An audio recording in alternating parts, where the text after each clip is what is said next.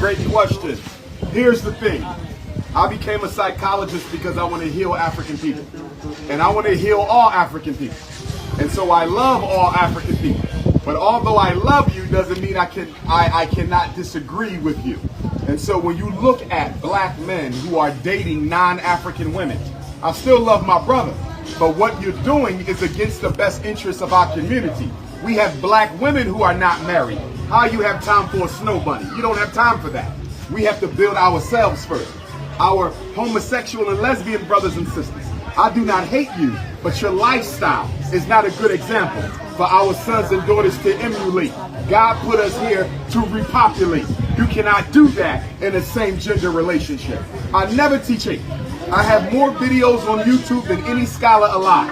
I speak around the world more than any scholar alive. I'm the most influential Pan-Africanist in 100 years since Marcus Garvey. Show me where I ever advocated hate. Show me where I ever advocated discrimination. Not at all. If a homosexual lesbian come up to me, I'm going to talk to them. They want to take a picture, we're going to take a picture. If a black woman married to a white man or a Chinese man or an Asian comes, she say, Dr.UMAR, I want to talk, we're going to talk. Dr.UMAR, I want to hug, I'm going to give a hug. You're still my sister. I still love you, but I disagree with your decisions.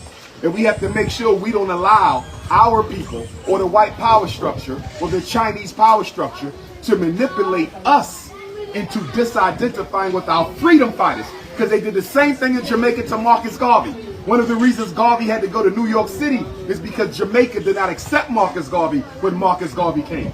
So we have to keep in mind that white people and Chinese people will use black people against our freedom fighters. We cannot afford to do that.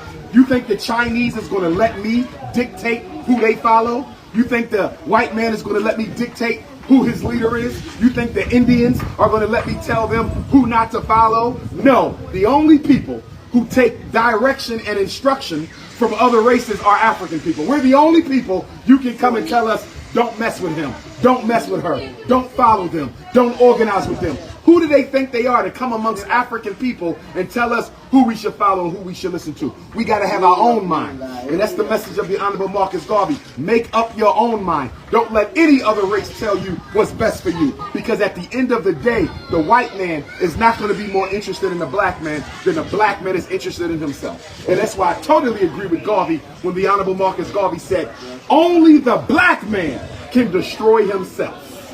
No one can destroy the black man but the black man himself. That's the words of Marcus Garvey. So I don't care what the white man say, Chinese man, U.S. government. I know they watching me. I know they had agents in the audience yesterday. They're going to have agents wherever I go. When I go to Barbados next week, and when I go to Oklahoma City next week, and when I go to New York City for Garvey Day in Harlem. I know they watch me, but I do not care. Garvey said, men who are in earnest don't care about the consequences. Ride or die. Ride or die. Ride or die. Got to be smart. The white man ain't changed. He is just as racist as he was when they brought the first Africans to Jamaica to slave in a sugar plantation. He's the same white man in a new body, same mind. But we keep on because we've been brainwashed by church into the white savior. We have to make a way with the white man. The white man is ruthless. He don't care about none of us. He'll kill babies if he got to. We don't have to hate. I'm not saying hate anybody. I don't believe in hate. I'm saying understand your enemy. Understand your enemy. What does Sun Tzu say? Sun Tzu said, if you know your enemy and know yourself, you can never be defeated in 1,000 battles. If you know your enemy but don't know yourself, 50-50. You know yourself, don't know your enemy, 50-50. If you don't know your enemy or yourself, you will lose 1,000 battles. We got to know self and know him. Study black history and study white consciousness. We got to do both. Because God intends for us to go back on the throne. African people are destined for greatness. This is only a period of our existence. We are in transition. And before there is a transition, things get worse before they get better. So we cannot lose the faith. Keep your vision. Keep your vision. Because we catching hell. But guess what? The universe operates in a cycle. So the people who go under the water must come back on top. But we must be prepared to take back our ancient glory. This is why nobody likes black people. Because we're the oldest. True. We're the boldest. True. We're the baddest. True. And we're the greatest. Yeah. They know what we can do. True. They know who we are. And that's why they will always work together. We don't have no friends. The Chinese ain't our friend. The Arab ain't our friend. The Jew is not our friend. The Anglo-Saxon is not our friend. Nobody is the friend of the African. But we don't need no friends because we got our ancestors.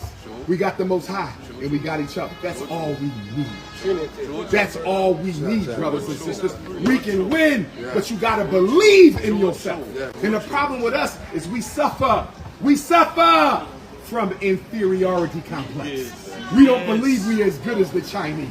We don't think we as good as the Arab. We're not as good as the white man. Not only am I as good, I'm better than. And I don't say that to be arrogant. No. But I civilized them. They never civilized me. I civilized Europe. I civilized China. I civilized India. They have never civilized me. How dare you tell me they're greater than I am? Not at all. See, the problem we suffer from is we teach black kids just to be equal. I'm not teaching y'all to be equal. I'm teaching y'all to be greater than. And don't you ever cut your natural hair. This is God right here. Don't you cut this for nobody. Don't you put no weave on it. Don't you put no wig on it. Don't you let your mama fry it or cook it or kill it or bleach it. Keep your natural hair. Marcus Garvey said, don't take the kinks out your hair. Take them out your mind. Rastafari. Strength is the only way. It's the only way. And see, when I travel the world, people always ask me, Elder, they say, Dr. Umar, show us a black community that's doing it right. I ain't found one. In South Africa, not yet. Ghana, not yet. Nigeria, not yet. London, Paris, Austria, not yet. Canada, Philly, New York, not yet. Why can't Jamaica be the first? Why not? African people all over the world need inspiration. They need an example of just one community that shows our people how to do it right. Economics, education, culture, consciousness, and family. Just one. And once we get that one, it'll take off like wildfire. One match. One match can burn down a whole forest. One match can wake up the whole race. Oh, yes. It's coming. It's already written in the stars. Every book talks about the return of African people to glory. Some of us might call it a Hebrew thing. We might call it a Muslim thing. We might call it a Christian thing. That's all right. But it's an African thing. Jesus was an African. Moses was an African. Muhammad was an African. Abraham was an African. Everybody in the Bible looked like me. Don't you ever drop your head for nobody. Not for the white woman, not for the yellow woman, not for the red woman, not for the brown woman. You are the mother of God. There would be no God if you didn't birth him. And don't you ever forget that. There would be no God if the black woman didn't birth him. It was a black woman who brought forth Christ. No black woman, no Jesus. No greatness. And as Garvey said, no people can rise higher than the way we treat our women. So we as black men have to look at ourselves and do a better job of taking care of our daughters, our aunties, our grandmoms, and our wives. Black women are suffering too much around the world. And black men, until we elevate our women to their sacred divine status as the queen of the universe, we'll never get the blessings we need from the Most High God. The black man's destiny is tied up in the respect of the black woman. The white man who killed Patrice Lumumba. Okay, King Leopold of Belgium, 1884, 1885, the European powers of the world came together and carved up Africa like a cake. No black person was there. The French said, we're going to take this part of Africa. The British said, we're going to take this part of Africa. The Portuguese said, we're going to take this part of Africa. No African was there. They took Africa from us without our knowledge. And it was King Leopold of Belgium. He took the richest piece of Africa, called the Congo. Black Panther, the cartoon movie, is based off the wealth of the Congo. It's the richest piece of land in the world. Without the Congo, no cell phone. Congo, no radio. Without the Congo, no helicopter. Without the Congo, no atomic weapons. And that's why they took Patrice Lumumba in January of 1961 and cut his body up like a cake. They cut his body up like a cake and then burned him up. One tooth survived. I gotta wipe my face. The white man who sliced his body up, kept his tooth since 1961. Guess when the Congolese got Patrice Lumumba's tooth back? A few months ago. All these years, they just gave his tooth back to the Congolese people. No charges for the white man who killed him. Now, Jewish Holocaust, everybody go to jail. African Holocaust, we got to forgive everybody. Look at the difference. Look at the difference. The Jews are still looking for Germans who participated in the Jewish Holocaust. But what do they give us? Forgive. Still getting Black reparations. people, you got to forgive. Jews ain't forgive.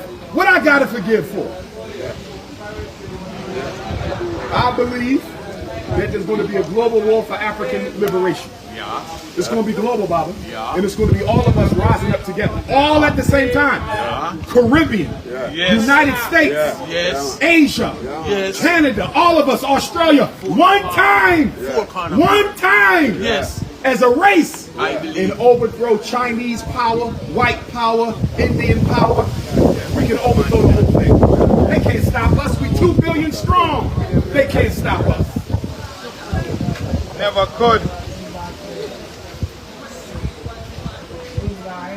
Let me give y'all my phone number if you don't have it, so you can stay in touch with me.